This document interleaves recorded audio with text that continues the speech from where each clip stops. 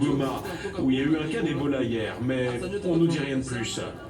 Ce scénario, c'est la hantise des autorités qu'Ebola puisse passer la frontière. Le lac Kivu, c'est une des portes d'entrée sur le Rwanda ou le Burundi. Chaque jour, des milliers de voyageurs empruntent ces bateaux. Il y a un nouveau cas à Goma, une personne qu'on a contrôlée, et malheureusement son cas est positif. Alors on nous a dit que cette personne a eu des contacts. Et parmi ces contacts, il y avait un qui aurait pris les bateaux. Donc il était question de lister d'abord les bateaux. Il y avait 5 bateaux concernés. On nous a donné un nom et on vient de voir en ce moment que le nom n'est pas vrai. Après une journée d'angoisse, la personne suspecte a finalement été retrouvée et mise en quarantaine le temps de faire des tests sanguins qui sont revenus négatifs. Fausse alerte donc, mais à Goma et à Bukavu, les contrôles ont tout de même été renforcés. Les autorités s'attendent à de nouveaux cas dans les jours à venir. Au quotidien, pour les habitants de Béni, les familles protestent contre les pouvoirs publics qu'elles désignent pour responsables. À Oicha, des appels au boycott des impôts ont été lancés pour faire réagir les autorités. Reportage Amani Alimassi, Sophia Rossi et Olivier Marquis. 12 civils, dont 2 enfants tués à la machette ou par balle. La dernière attaque signalée remonte à la semaine dernière. Les auteurs présumés pointés du doigt sont les milices ougandaises, des ADF. À Ouacha, la MONUSCO a beau patrouiller, la police être alertée. Rescapés et victimes ne se sentent pas en sécurité. La nuit approche, alors on se prépare. Les premiers feux sont allumés au beau milieu de la rue. Les familles s'apprêtent à veiller dehors par précaution pour montrer aussi aux autorités leur impuissance. 5 enfants dans la famille Mouliyama, même les plus jeunes dormiront à la belle étoile, protégés par la lueur du feu. On ne dort plus ici de par cette action. Nous nous souvenons de nos enfants kidnappés, des parents morts. Ils sont très nombreux. C'est pourquoi nous voulons que les autorités trouvent une solution. C'est par la grâce de Dieu que nous entendons le cri du coq le matin. Et là, nous disons ouf, merci, nous avons un nouveau jour. Lors de sa visite en avril dans la région, le président Félix Tshisekedi avait réitéré sa promesse de campagne, celle de s'installer dans l'est du pays pour gouverner. À Béni, on attend, l'espoir s'amenuisant de voir la paix revenir, tout comme l'autorité de l'État.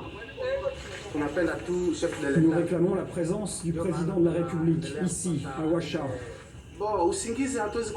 Nous avons suivi l'appel de la société civile nous demandant de dormir dehors. Il nous a également demandé de ne pas payer les taxes et les impôts.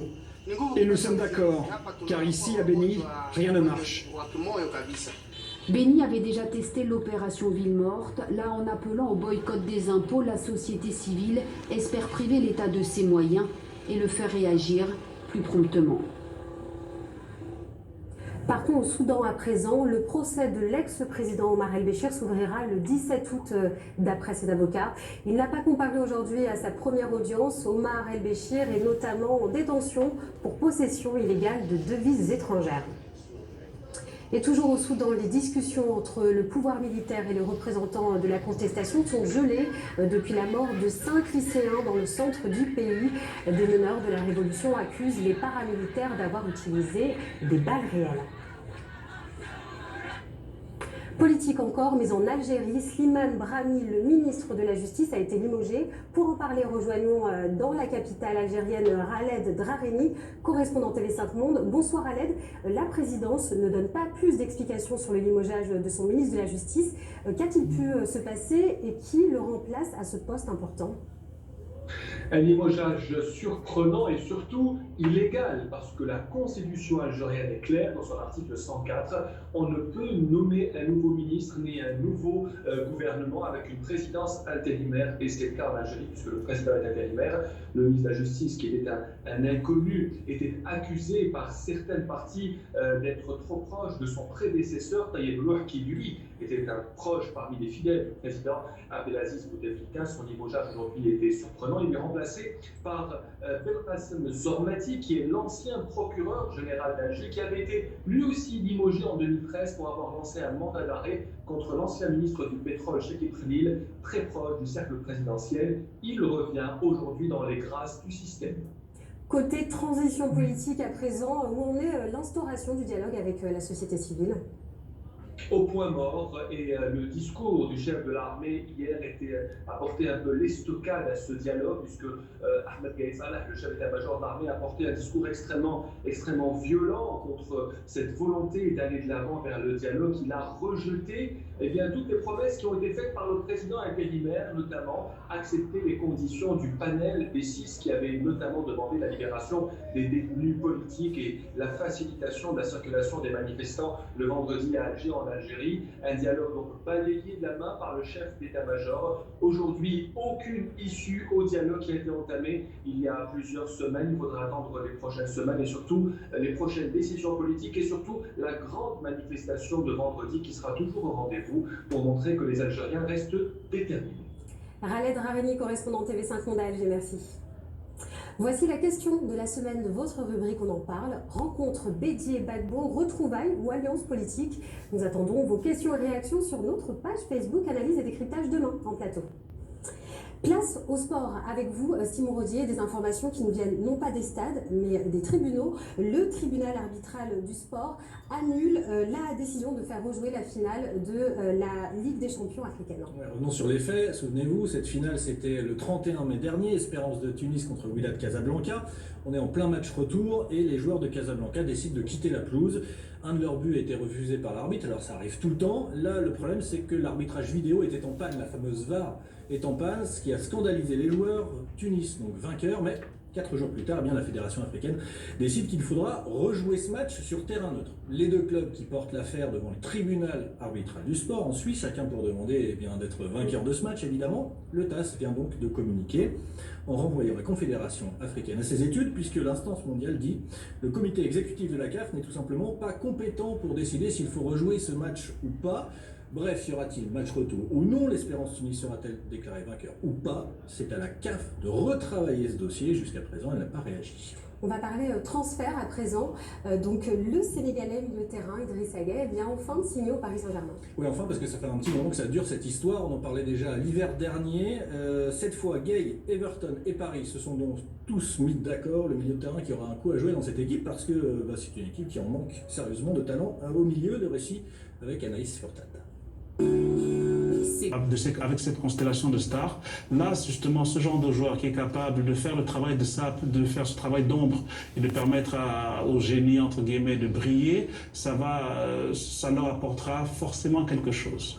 Liste de la Coupe d'Afrique des Nations, les Lions de la Teranga ont brillé lors de la compétition. Idrissa Gueye lui a fait une prestation remarquée en offrant à son équipe l'accès aux demi-finales avec un but inscrit face au Bénin. Ghana a été formé à l'Académie des Diambars, un centre de formation élitiste.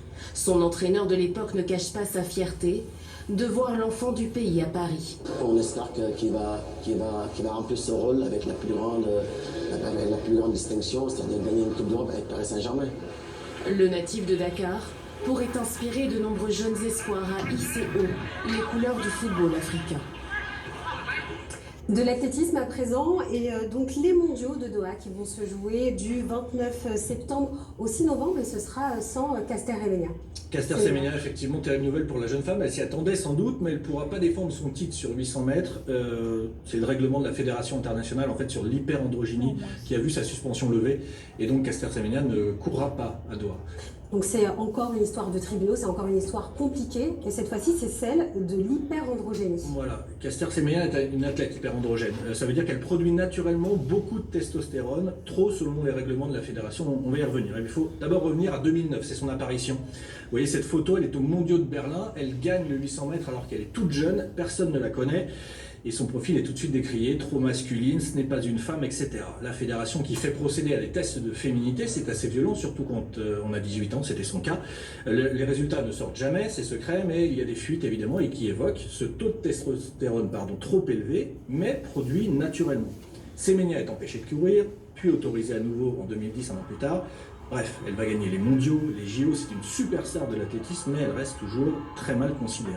Finalement, ce qu'on lui reproche, c'est d'être une athlète super forte. Est-ce que les instances internationales ont un problème avec ça? Absolument, au point qu'une limite du taux de testostérone est fixée pour pouvoir participer donc aux compétitions féminines. Elle est même abaissée encore en 2018 parce que Semenya gagne toujours. En gros, la fédération estime, et d'ailleurs certaines athlètes toujours battues par Semenya aussi, que la compétition est biaisée. La fédération force donc Semenya, si elle veut courir, à prendre un traitement hormonal qui ferait baisser son taux, en quelque sorte à se doper à l'envers. Alors les scientifiques évidemment ils sont sur le coup depuis le début de l'affaire, des sommités qui penchent soit pour la fédération, soit pour Semenya. Semenya qui n'est d'ailleurs pas toute seule. Sur ce podium des JO de 2016, il y a la Kenyane Wambui et la Burundaise Niyonsaba qui ont aussi ce profil. Alors certains prônent la médication obligatoire pour ces athlètes, traitement hormonal, et puis d'autres, beaucoup de sportifs, notamment d'autres sports, qui dénoncent un scandale, une discrimination, voire même du racisme envers la jeune femme qui finalement ne demande qu'à être elle-même. Et aujourd'hui, Semenya est empêchée de concourir. Voilà, les avocats de Semenya qui ont longuement bataillé, mais la règle de la fédération est à nouveau en vigueur, décision de la Cour suprême suisse. C'est une règle qui est établie presque seulement pour elle en fait, donc obligation de suivre un traitement hormonal pour participer aux courses du 400 mètres au mile, c'est-à-dire toutes les courses où Semenya est la plus forte. Elle ne pourra donc pas défendre son titre sur 800 mètres à Doha, mais son appel est toujours en cours devant le tribunal arbitral du sport, on en a parlé.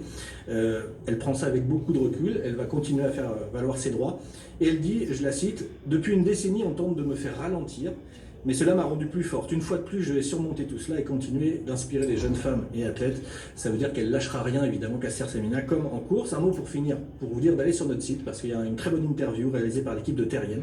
Interview d'Anaïs Beaumont, historienne du sport, qui, elle, dénonce très clairement une mesure ouvertement sexiste, une violation du droit humain et une discrimination.